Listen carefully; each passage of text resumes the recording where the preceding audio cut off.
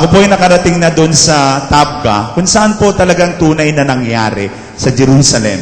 Kung saan po tunay na nangyari yung pagpaparami ng tinapay. At nakita ko po, tinanong ko, sabi ko doon sa tourist guide, bakit po doon sa picture ay aapat na lamang?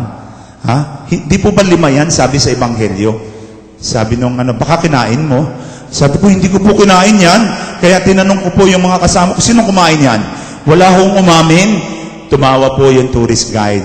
Because the message is, the fifth bread, you are the fifth bread that must be broken into pieces. Amen? So ito po ang nakita po natin sa ating banal na Ebanghelyo, na naroon pala ang himala kapag tayo nagbigay sang-ayon sa ating kalooban. Pagbibigay lalo tigit sa mga nangangailangan ng tulong, lalo tigit sa mga walang-wala, doon po tayo makakaranas ng himala ng Panginoon. Amen? Patingin nga po ng inyong kamay. Pakitingin po. Taas po. Ayan. Taas po, 2 kamay. Ayan. Close open. Close open. Ngayon, atin pong isuntok po ninyo yung closet. Ano pong pakiramdam? Hindi ba uncomfortable? Ha? Ngayon po, bitawan po ninyo. Ganyanin po ninyo. Iganyan po ninyo. Well, uto-uto. Pero napakaganda po ng pakiramdam. Hindi po ba? Hindi po ba ganyan din sa pagbibigay natin? Pag nagbigay tayo ng sarili sa Panginoon, nagbigay tayo ng tulong sa kapwa, gumagaan ang lahat. The only way to experience the miracle of the Lord is to give from the heart. Amen? Second point, miracle happen.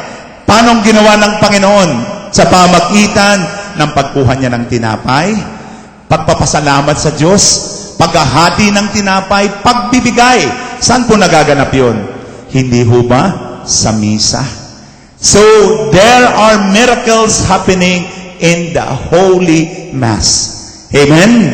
The mystery of taking. We have been chosen by God. Unconditionally, the Lord loves us immensely.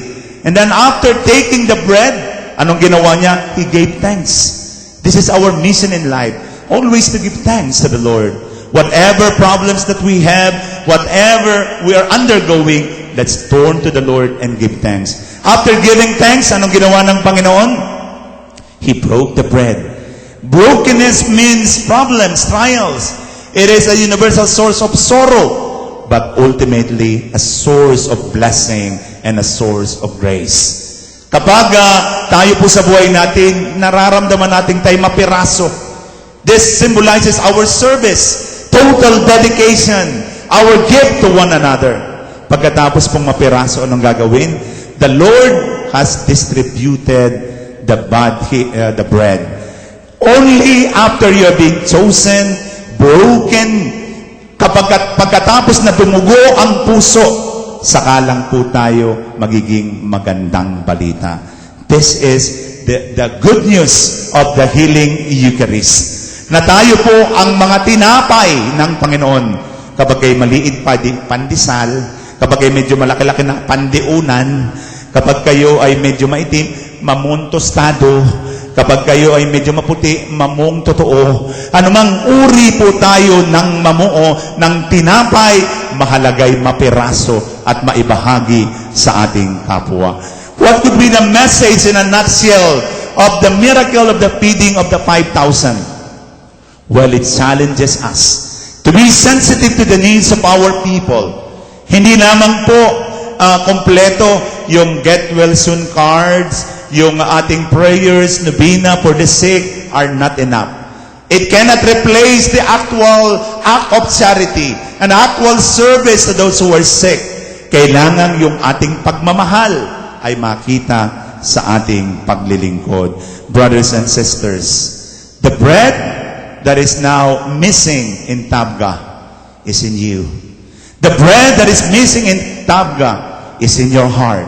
You are the fifth bread, and you are to offer the bread broken into pieces to the people who need our service. Tayo ang tinapay na nawawala na dapat ibahagi sa ating kapwa.